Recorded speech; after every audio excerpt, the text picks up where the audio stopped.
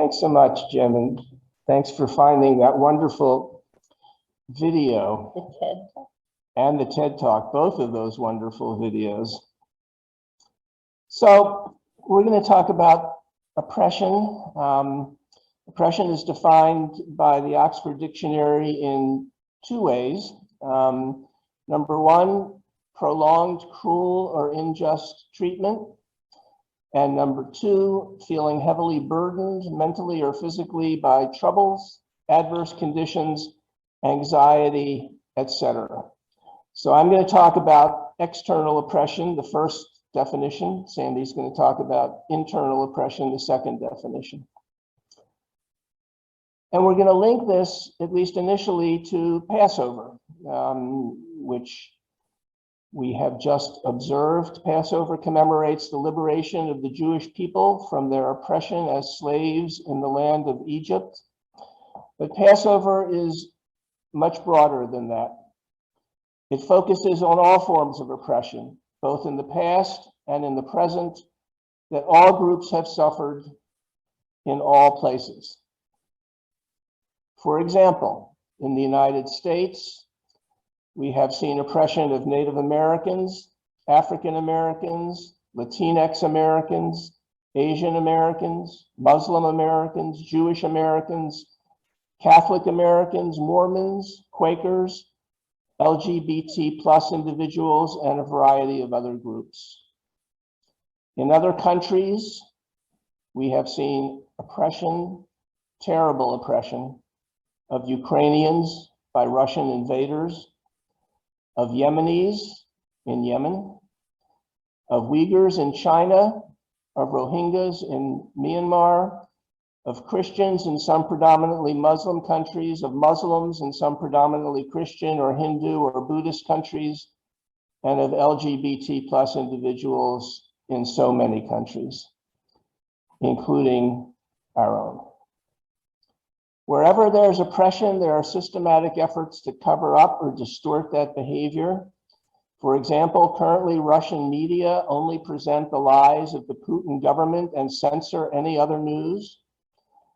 In the US, there are intense efforts by right-wing politicians and their media and community accomplices to whitewash the history and current incidents of racial discrimination and oppression in our country, and to eliminate all references to discrimination against LGBT plus individuals. What can we do to prevent and/or eliminate external oppression? First, we can join together with like-minded others to work against oppression. For example, we can look at what happened in the video of the young girl singing "Ain't Gonna Let Nobody Turn Me Round." At first, she's a little nervous. She's a little low-key. She's not so sure about this. But as the congregation gives her the positive feedback, as the congregation starts singing with her, as the congregation stands up with her, she becomes so much less anxious, so much more bold, so much more intensely committed to the words that she's singing. And the same is true of all of us in all contexts. We really are stronger together, and it really does matter when we come together. Another example of that is what happened in Southwest Michigan when the community came together against the oppression of our friend Ibrahim Parlak. Some of you know Ibrahim. For those who don't, he's been in this country for 25 years. He was given asylum because he was tortured in his home country, Turkey. Ibrahim is a Kurd. Many Kurds are discriminated against and oppressed in Turkey. And yet, Ibrahim has been pursued by ICE, the Immigration and Customs Enforcement Agency in Detroit, for many years, and that continues. And it's only been because the community came together, enlisted the help of elected officials like Senator Levin and like Representative Upton, that he has been able to remain in this country. He's been an absolutely solid citizen and exactly the kind of immigrant that we all should welcome in our land and yet he continues to be oppressed by this government agency. And for a third example, what happens when all the countries of NATO unite to combat the tyranny of Vladimir Putin and his accomplices in Russia? NATO often has not come together in unity. NATO often has been torn. And yet, for this particular crisis, so far, hopefully it will continue, the NATO nations have come together, and when they have come together, they are much more powerful. So joining together is number one. Number two is speaking out against oppression. If we are silent, hate will win out. It happened in Germany. It's happening in Russia.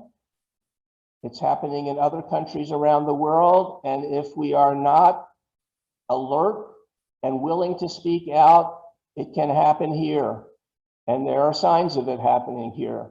Books are being banned. Books were banned in Germany in the early 1930s. People are passing laws, legislators are passing laws that reward citizens who report other citizens for such things as teaching about racism in public schools. Those are very worrisome signs, and we need to speak out. Some of you may be familiar with a very powerful talk that a Michigan State Senator, Mallory McMorrow, gave. If you haven't seen it yet, I encourage you to take a look at it. It's all over the internet.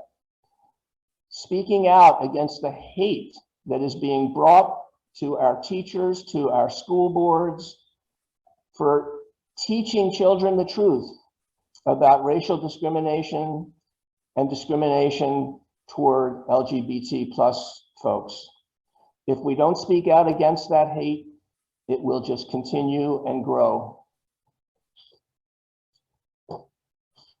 Third, we can insist that government officials at all levels tell the truth about past and current oppression. We can learn the truth by reading, watching documentaries, attending lectures, workshops, seminars, or courses. For those who may be interested, Sandy and I initiated a course at Lake Michigan College on the psychology of stereotypes and prejudice. I continue to teach that course and encourage you or anyone you know who is interested to sign up for it. We can communicate with our local, state, and federal elected officials. We can communicate with our fellow citizens. We can write letters to the editor. I encourage you to do that. We can make phone calls. We can knock on doors. We can support or join groups working to eliminate oppression. For example, the Social Justice Committee at Buff, the Race Relations Council, Neighbors Organizing Against Racism, NAACP, Interfaith Action, Out Center, ACLU, and many others. We can support community efforts to stop oppression. For example, we can sign and support the Promote the Vote 2022 petition that is going around to make voting easier and to counter efforts to make voting more difficult. I think Gloria and Janice have that petition. Others may as well. If you have a chance, please support the Promote the Vote 2022 petition to make voting easier. We can support the Voting Rights Act in Congress, which is stalled. The only way it's going to get unstalled is more people are elected who support democracy. At the moment, there are a lot of people in our state and local government and our national government who do not support democracy, who are actively working to undermine our democracy. That is very dangerous. And if we don't elect more people who are pro-democracy, we will have autocracy. We will have authoritarianism. We need to speak out against the whitewashing and the Don't Say Gay laws and directives. And we need to support government efforts to support the Ukrainian military and the Ukrainian people. We need to do everything we can to promote democracy and prevent autocracy and oppression from taking hold in our country. Thank you.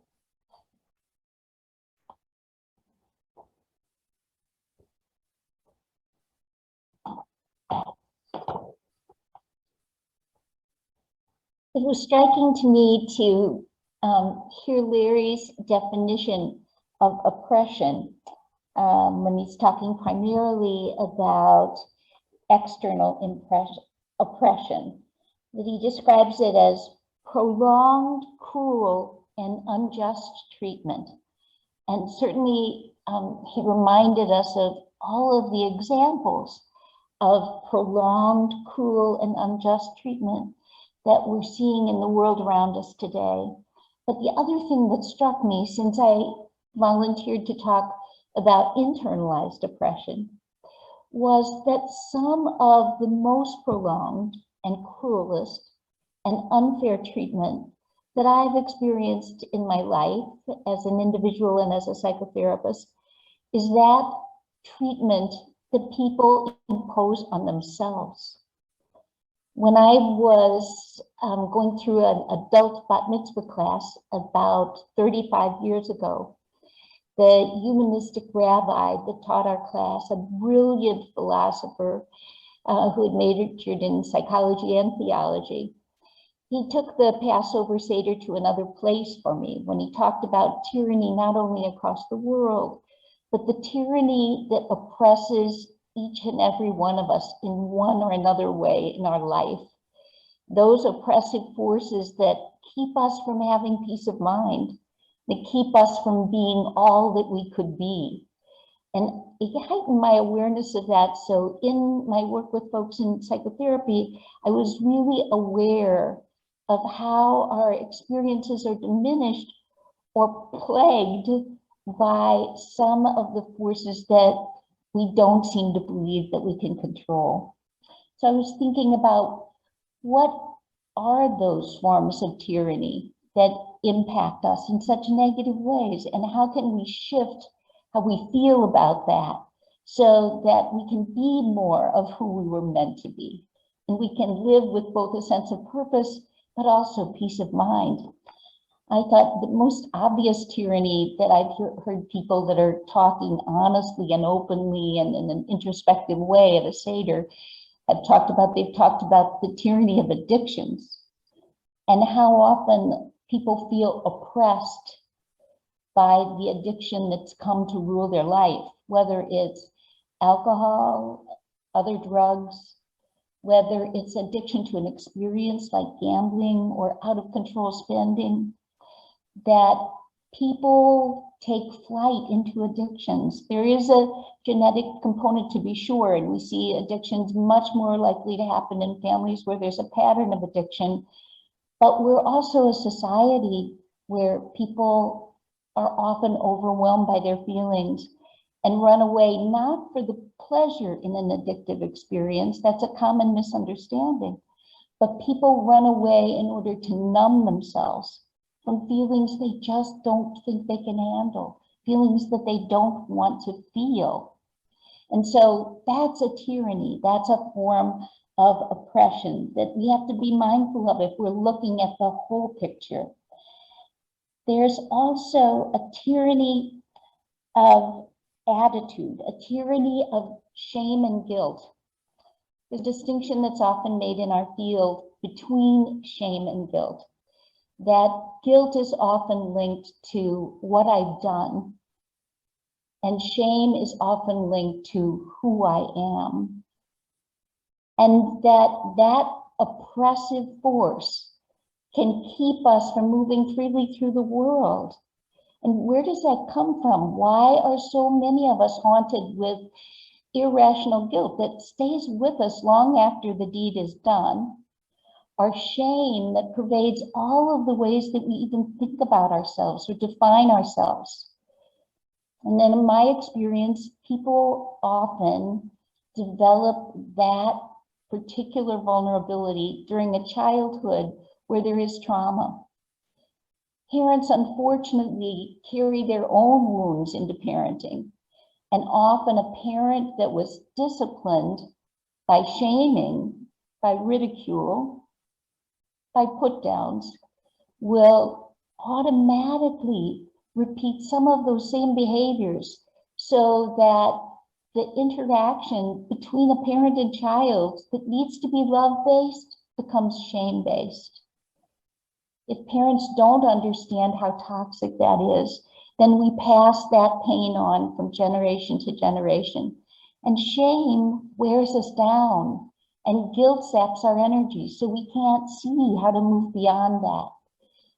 Those are powerful oppressive forces. Another all too frequent oppressive force is the shame and guilt and the feelings of being devalued and unworthy and less than that happen when you're othered in a society.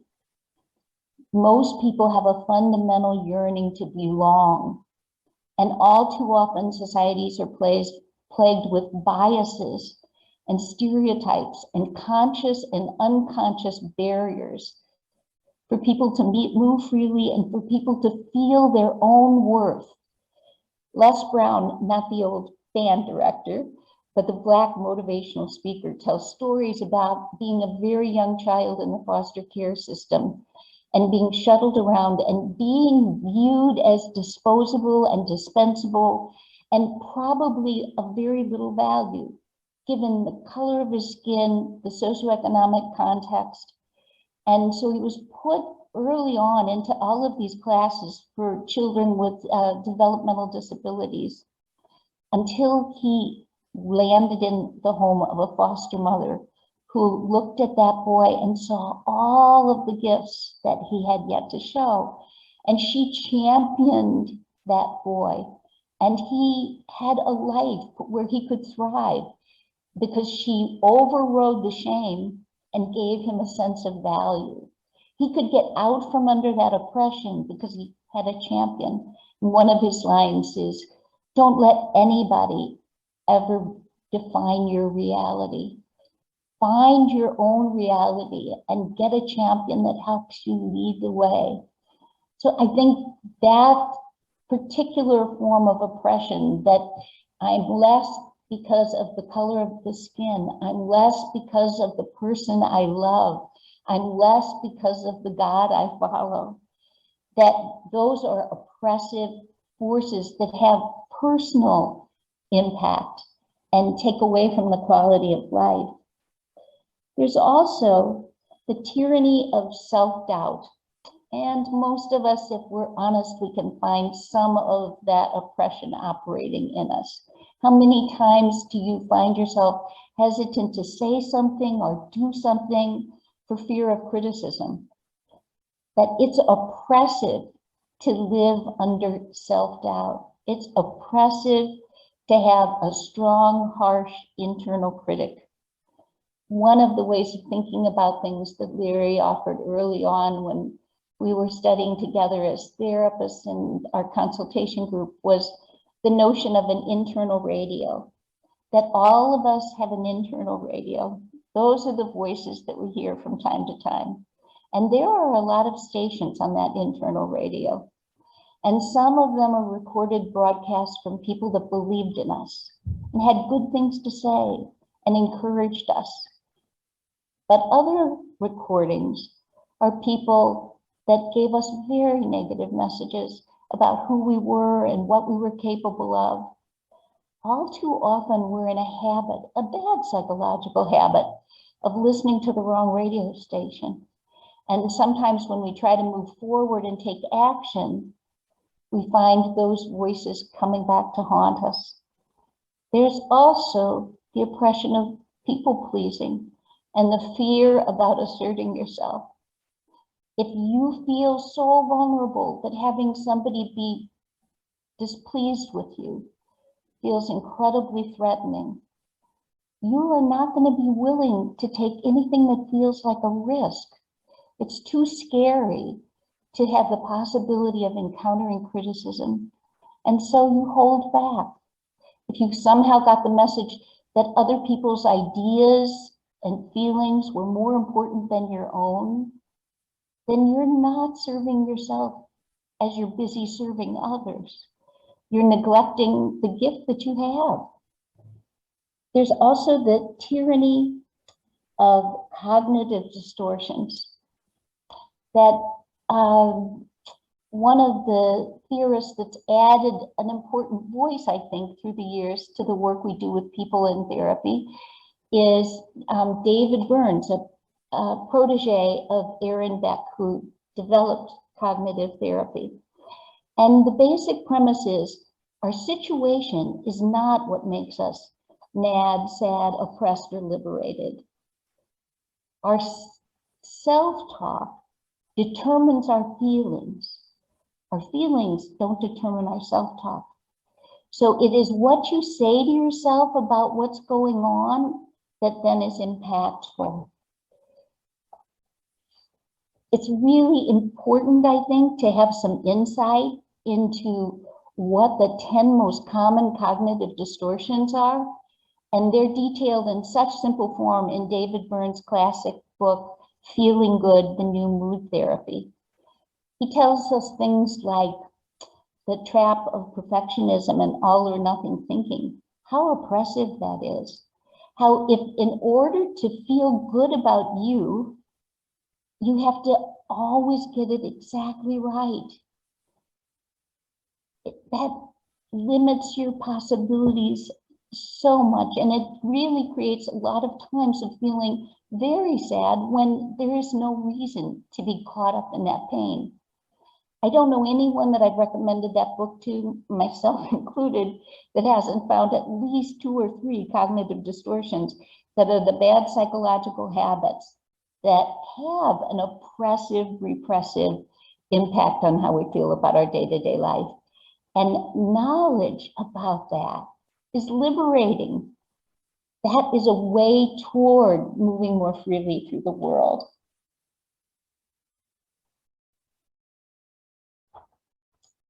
I'm reminded of our time, and there's so much I wanted to share with you. I think we're also often burdened by the tyranny of false beliefs, things that we heard growing up or that we saw in the behavior of people close to us that we then accepted as truth.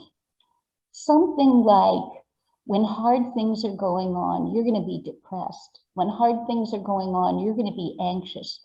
It's only when things are good in your life that you can enjoy your life, feel good about yourself, have peace of mind, and look forward to each day. The reality is life is a mixture. And if we're waiting for everything to be swell, it's a very long wait. And we'll have a very limited experience of joy and exuberance and peace of mind. The prophets knew that, the scholars knew that. Hillel, a brilliant Jewish scholar, he knew that part of overcoming oppression is recognizing the good and the bad and finding a way to live with that and make room for joy in your life. That if we deny that the painful stuff exists, then we can't overcome it and find our way to other feelings. So in the Seder, we have on the Seder plate a little bowl of salt water. And those are the salty tears that the slaves cried when they were under cruel and unjust rulings. But in the Seder, we take the fresh parsley, that newly bright green parsley, and we dip it in the salted tears, because the parsley is the coming of spring. That the parsley tells us that the earth will bloom again and we can bloom again. There's a matzah for the unleavened bread on the plate. And we make a sandwich with the matzah cracker. You know, the Jews fled in haste, so they weren't able to wait for the bread to have leavening. On that matzah, we place a piece of horseradish root. That reminds us the bitterness of living under tyranny. But we also put a scoop of the sweet, warm harosis, which is a mixture of apples and nuts and wine. The mixture looks like the mortar that the Jews used to build bricks, but the mixture also reminds us of the coming of the fruit and the richness of the nuts and the sweetness of the wine, and that life is a mixture. So in that sandwich, Hillel said, accept this reality of life, accept that there'll be the bitter, but that the sweet makes life worth living, that the sweet allows us to rise above it, that the sweet allows us not to stay stuck in the sadness and the bitterness. So I think that's one of the gifts that we get from really paying attention to the message of the Seder. And I think the message of hope is something that really helps us crawl out from under tyranny, whether it's a personalized form or whether it's an institutionalized form, and allows us to move forward with a sense of purpose and a sense of hope. I really agree with Larry about the importance of connectivity. It's interesting that both the little girl that's 7 tells us about that, and we see it in the clip of Ain't Gonna Let Nobody Turn Me Around. When I'm with you all today, and any time that we're on with Buff, I'm reminded of the strength of your family, and that those connections allow us to heal. They allow us to survive in the challenging times we're in right now. And when individually we find ourselves oppressed by self-doubt, isolation, the pain of living with prejudice or disability, those connections allow us to believe that it can be better. So I'm very glad we had a chance to be with you today. I hope that some of this is fruitful. If you need any references, I think that Susan Jeffers' book, Feel the Fear and Do It Anyway, is so good for those of us with self-doubt, so good for those of us who have anxiety. And David Burns, as I said before, I'm feeling good, the new mood therapy. Thank you.